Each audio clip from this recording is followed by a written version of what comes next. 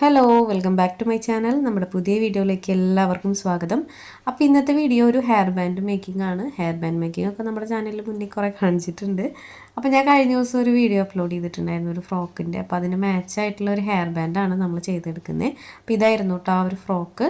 ഈ ഫ്രോക്കിന് പറ്റിയിട്ടുള്ള ഒരു ഹെയർ ബാൻഡാണ് നമ്മൾ ചെയ്തെടുക്കുന്നത്. ഇതൊരു ന്യൂ ബോണിനാണ് കേട്ടോ ചെയ്യുന്നത്. അപ്പോൾ വളരെ ചെറിയ സൈസ് മതി. അപ്പോൾ അത് ഞാൻ ചെയ്തെടുക്കുന്ന അളവ് നിങ്ങളായിട്ട് ഷെയർ ചെയ്യാം.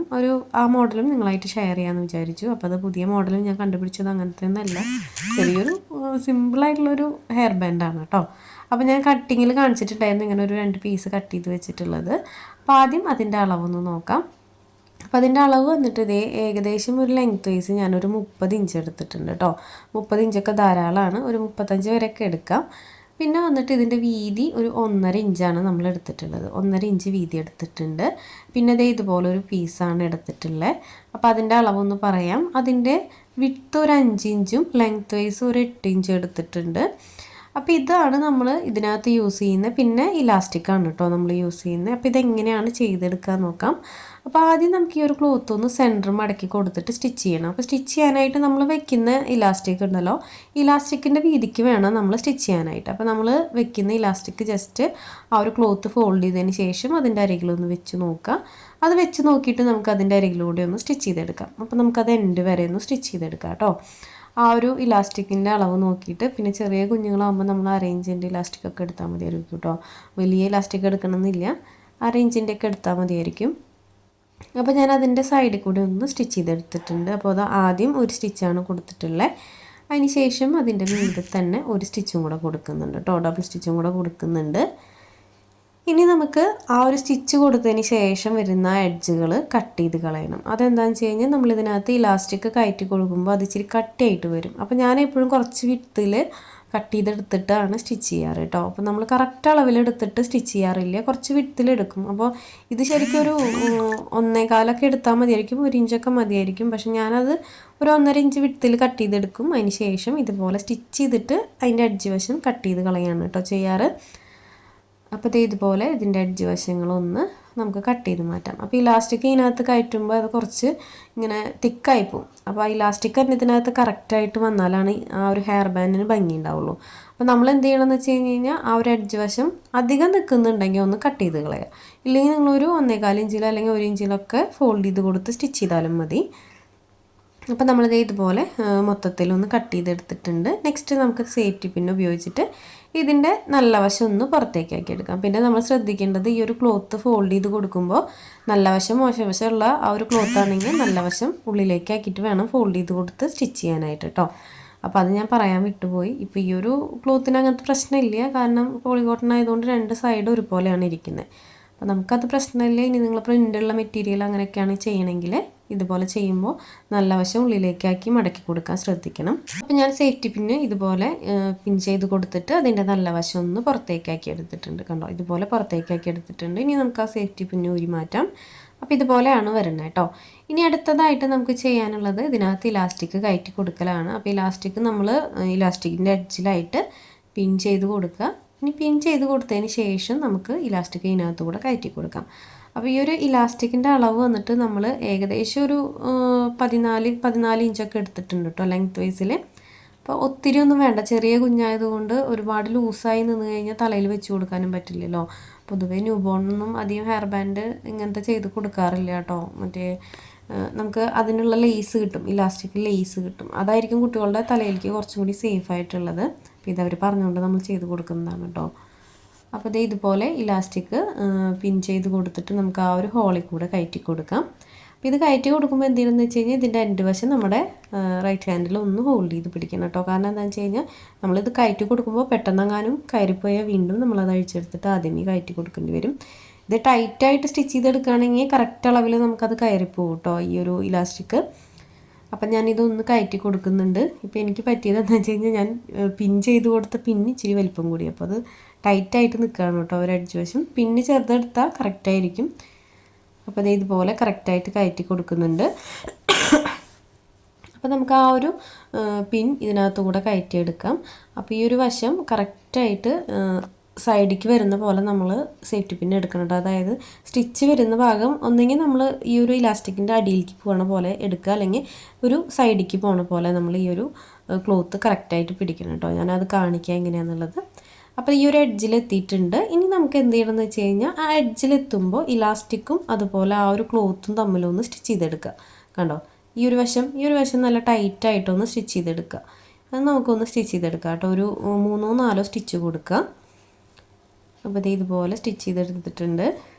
ക്ലോത്ത് വളരെ കനം കുറവായതുകൊണ്ട് നമുക്ക് കറക്റ്റായിട്ട് തന്നെ കിട്ടിയിട്ടുണ്ട് കേട്ടോ.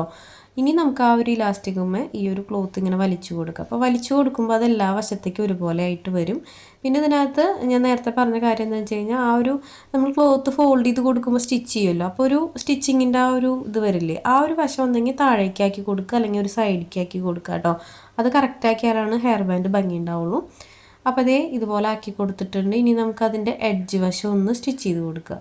ആ ഒരു സൈഡ്, ആ ഒരു 2 പീസും തമ്മിലൊന്ന് ജോയിൻ്റ് ഇട്ട് കൊടുക്കുക. ക്ലോത്തും അതുപോലെ ഇലാസ്റ്റിക്കും തമ്മിലൊന്ന് 2-3 സ്റ്റിച്ച് ഇട്ട് കൊടുക്കുക.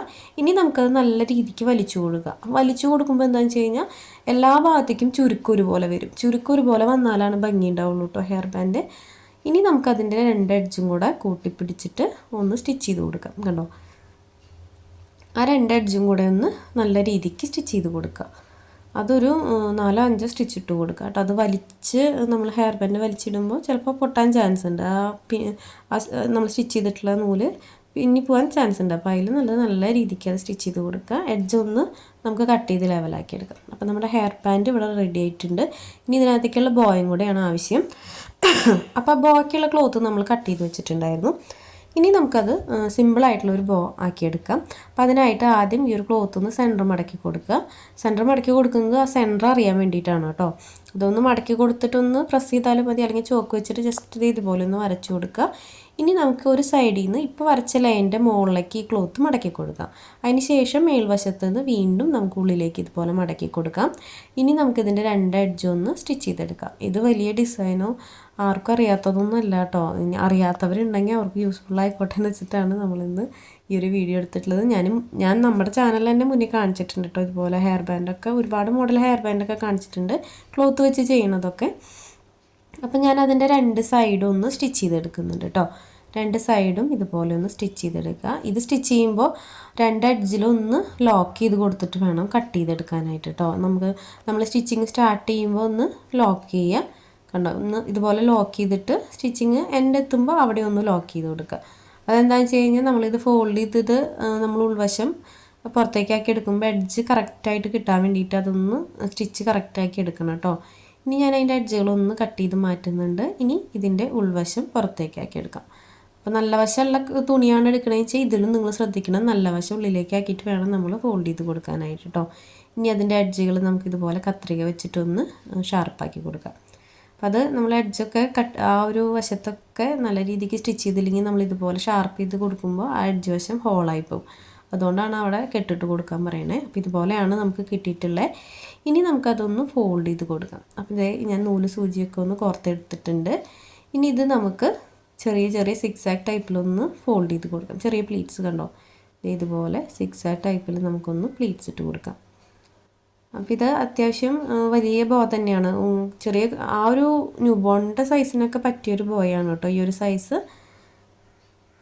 അപ്പോൾ ഇതുപോലെ നമുക്ക് സൂചി കുത്തി കൊടുത്തിട്ട് ആ ഒരു നൂല് വെച്ചിട്ട് അതിൻ്റെ സെൻറ്ററിൽ ഇതുപോലെ ചുറ്റി കെട്ടി കൊടുക്കാം. പിന്നെ നമ്മൾ നൂല് കോർത്തിട്ട് തുന്നണ്ട, ആ നൂല് വെച്ചിട്ട് തന്നെ അതിൻ്റെ സെൻറ്ററിൽ നല്ല പോലെ ചുറ്റി കെട്ടി കൊടുക്കുക.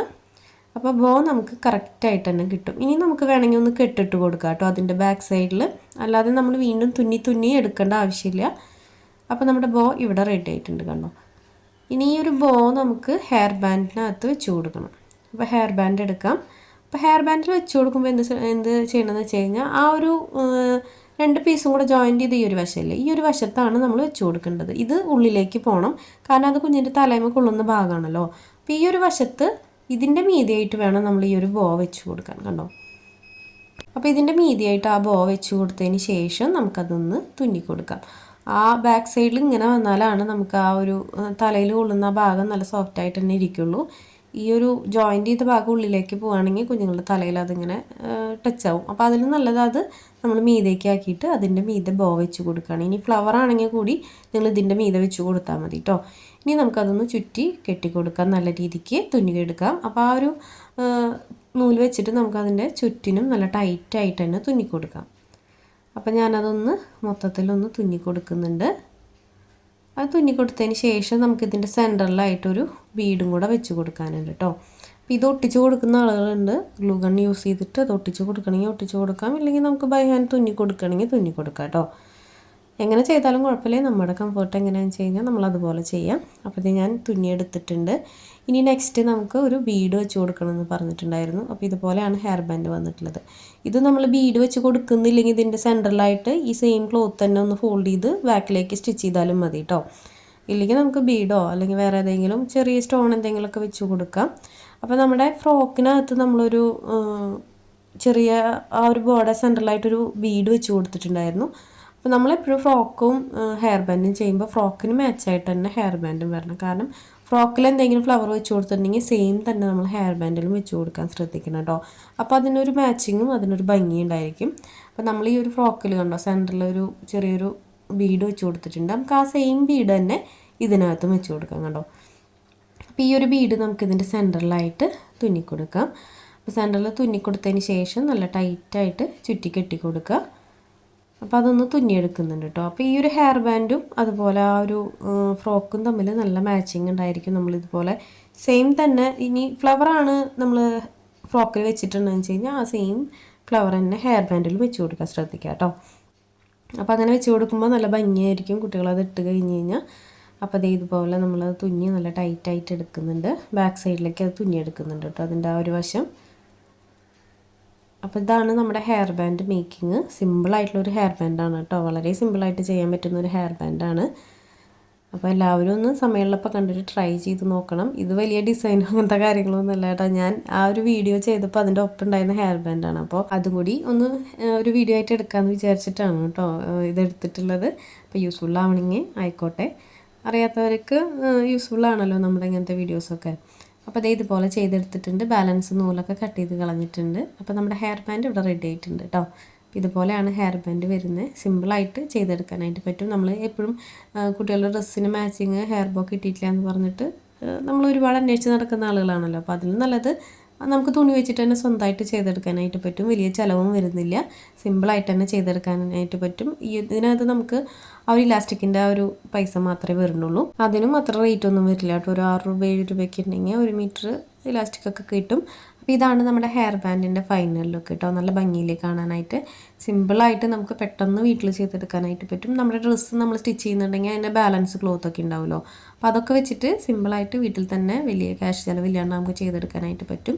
അപ്പോൾ ഇന്നത്തെ വീഡിയോ ഇത്രയേ ഉള്ളൂ. വീഡിയോ എല്ലാവർക്കും ഇഷ്ടപ്പെട്ടു എന്ന് വിചാരിക്കുന്നു. അപ്പോൾ എല്ലാവരും ഒന്ന് ട്രൈ ചെയ്ത് നോക്കണം കേട്ടോ. വീഡിയോ ഇഷ്ടപ്പെട്ടാൽ ലൈക്ക് ചെയ്യാനും കമൻറ്റ് ചെയ്യാനും മറക്കരുത്.